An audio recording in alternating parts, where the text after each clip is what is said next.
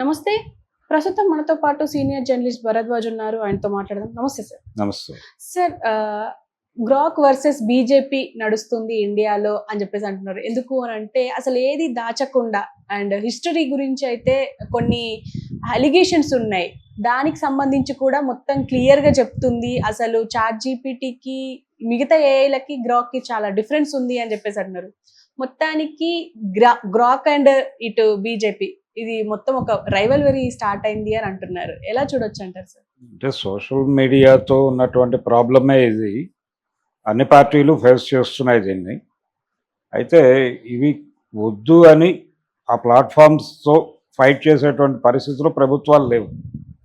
ఇప్పుడు అది జరుగుతోంది.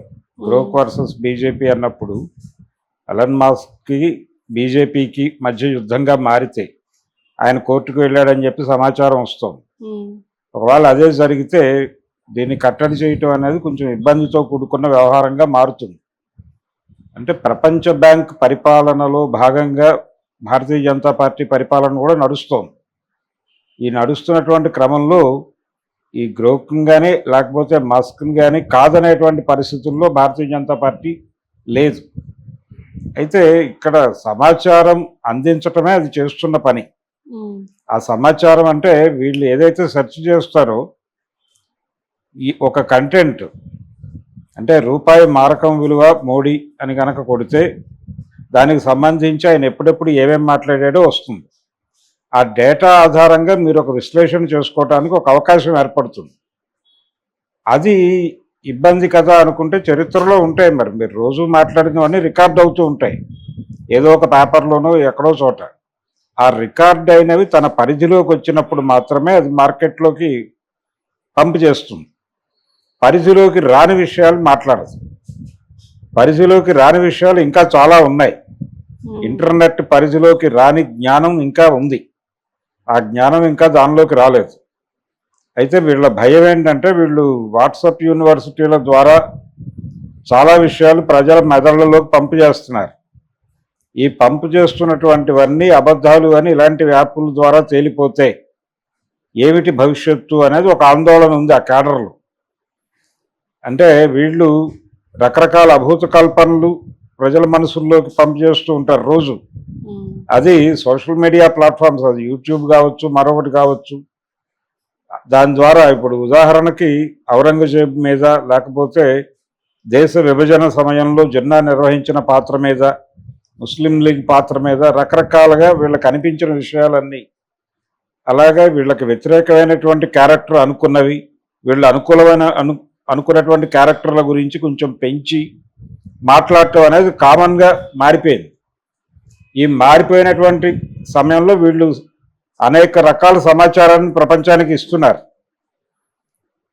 ఈ సమాచారం అంతా తప్పు అని గనక ప్రూవ్ అయితే ఏమిటి పరిస్థితి అనేది, ఇలా చాలామందికి సమస్యలు ఉన్నాయి దానిలో. ఉదాహరణకి మహాత్మా గాంధీ హత్య గొడవే ఉంది.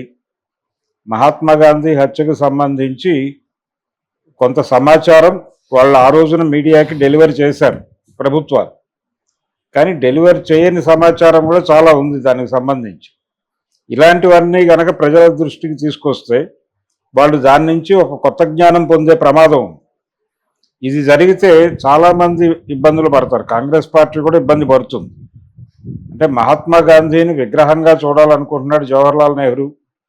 అందుకనే ఆ రోజున 10వ తారీఖు ఒక అటెంప్ట్ జరిగినా 30వ తారీఖు అటెంప్ట్కి వాళ్ళేమీ ప్రిపేర్డ్గా లేరు అడ్డుకోవటానికి అని చాలా పేపర్లు రాసినాయి. ఆ రోజున రాసినాయి. తర్వాత గాంధీ బాడీలోకి వెళ్ళింది 3 బుల్లెట్లు కాదు 4వ బుల్లెట్ ఉంది అని కూడా కొన్ని పత్రికల బ్యానర్ ఐటమ్లు రాసినాయి.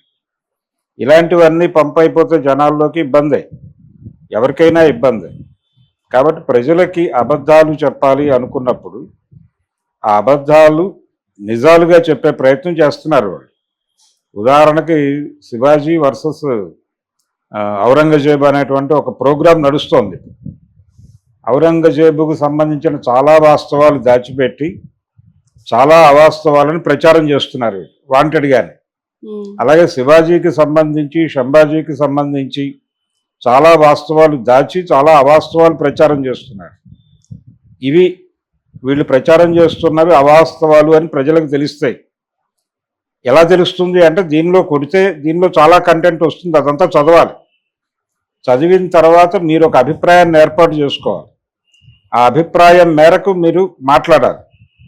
అదంత ఈజీ వ్యవహారం ఏం కాదు. కొట్టగానే మీకు ఏదో జ్ఞానం రాదు దానిలోంచి. అది దానికి సంబంధించి అక్కడ ఉన్నటువంటి రికార్డ్ అంతా మీ ముందు పెడుతుంది.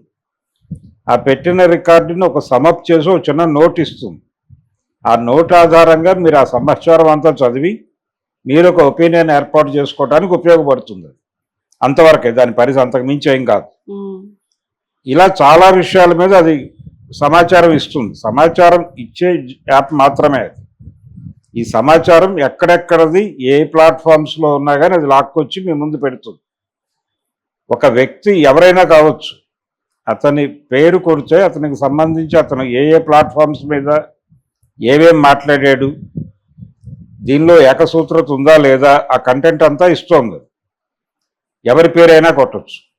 ఇటువంటి పరిస్థితి ఉంది కాబట్టి దీని నుంచి ప్రజలు చాలా విషయాలు తెలిసేసుకుని సొంత నిర్ణయాలు తీసేసుకుంటే ఏమిటి పరిస్థితి అనే ఆందోళన ఉండొచ్చు, కానీ దాన్ని అడ్డుకునే పరిస్థితి మాత్రం ఉండదు. దాన్ని అడ్డుకునే పరిస్థితి డెఫినెట్గా ఉండదు. అడ్డుకోవడం అంటే వరల్డ్ బ్యాంక్తో యుద్ధం చేయటమే. ఆ యుద్ధానికి సిద్ధంగా భారతీయ జనతా పార్టీ కానీ మోడీ గారు కానీ లేడు. కానీ ఎట్లా చెయ్యాలి అంటే దానికి ఫీడ్ అయ్యేటువంటి సమాచారంలో వీళ్ళ ఆర్గ్యుమెంట్స్ కూడా కనుక ఫీడ్ అయిపోతాయి ప్రాపర్గా, అప్పుడు ప్రజల్ని కన్ఫ్యూజ్ చేయడానికి త్రూ యాపే వీళ్ళకి ఒక అవకాశం దొరుకుతుంది.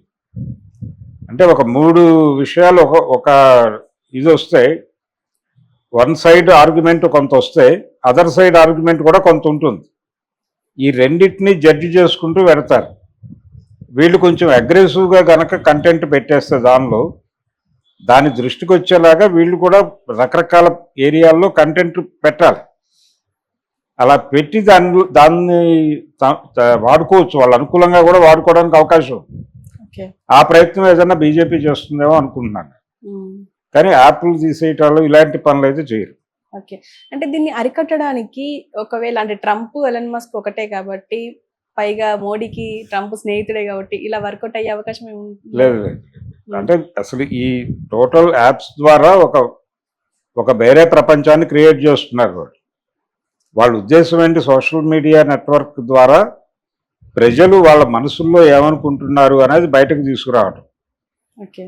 ప్రజలు వాళ్ళ మనసులో ఉన్న అభిప్రాయాలు మనసుల్లోనే పెట్టేసుకుంటే కుదరదు. అందరూ పత్రికల్లో రాయరు, అందరూ తమ భావాలను వ్యక్తం చేయరు. వ్యక్తం చేయని వాళ్ళ చేత కూడా వ్యక్తీకరణ చేయించటం అనేది సోషల్ మీడియా ఉద్దేశం. చాలామంది ఇంతకుముందు మాట్లాడేవాళ్ళు కాదు, ఇప్పుడు చాలామంది మాట్లాడుతున్నారు. చాలామంది రాసేవాళ్ళు కాదు, ఇప్పుడు అందరూ రాస్తున్నారు. రకరకాల అంశాల మీద ఫేస్బుక్లోనో ట్విట్టర్లోనో ఎక్కడో చోట తమ అభిప్రాయం రాసేస్తున్నారు. ఈ రాయటం ద్వారా ప్రజల మెదళ్లలో ఏముందో ప్రభుత్వాలకు తెలుస్తుంది. తెలిసాక వీళ్ళని ఎట్లా హ్యాండిల్ చేయాలో వాళ్ళకి అర్థమవుతుంది. ఎవరెవరు తమకి వ్యతిరేకంగా మాట్లాడుతున్నారు, ఎవరు అనుకూలంగా మాట్లాడుతున్నారు అనే ఒక డేటా తయారు చేసుకోవడానికి అవకాశం ఉంటుంది. ఈ యాప్లన్నీ కూడా ఫోన్ నెంబర్తో అనుసంధానం ఉంటాయి. ఫోన్ నెంబర్తో పాటు గూగుల్ మెయిల్తో యాడ్ అయి ఉంటాయి. ఇవన్నీ యాడ్ అయి ఉంటాయి కాబట్టి ఎవరు ఏం మాట్లాడినా ఆ ఫోన్ నెంబర్ తాలూకా డేటాలో అది స్టోర్ అయిపోతూ ఉంటుంది. స్టోర్ అయిపోయినప్పుడు బలానా అంశం మీద ఎవరెవరు వ్యతిరేక అభిప్రాయాలు వ్యక్తం చేశారంటే ఆ ఫోన్ నెంబర్లన్నీ వచ్చేస్తే ఇంతమంది మనుషులు మనకు వ్యతిరేకులు అని చెప్పి ఒక్కొక్కడిని అలా ఎలిమినేట్ చేయాలో ఆలోచించవచ్చు. దానికోసం ఈ సోషల్ మీడియా అనేది ఉంది. ప్రపంచాన్ని మీరు ఆవిష్కరించుకోండి అని చెప్పడం కోసం కాదు, ప్రజాసేవ కోసం కాదు. ప్రజల మనసుల్లో ఏముందో తెలుసుకుని వాళ్ళ మీద దాడి చేయడానికి పెట్టారు ఆ వ్యవస్థ. అందుకని ఇది కేవలం భారతదేశానికి సంబంధించిన వ్యవహారం కాదు. గ్లోబలైజ్ అయిపోయి ఉన్నాం మనం. గ్లోబలైజ్ అయిపోయినటువంటి ఎకానమీలో స్ట్రేట్ వ్యతిరేక అభిప్రాయాలు ఎవరిలో ఉన్నాయనేది తెలుసుకోవటం వాళ్ళకి అవసరం, అమెరికాకే అవసరం.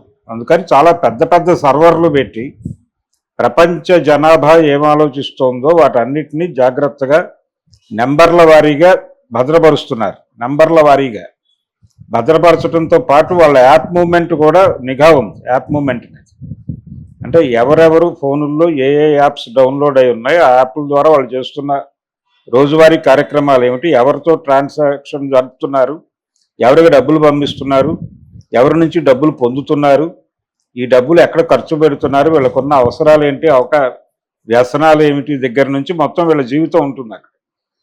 కాబట్టి ప్రతి మనిషి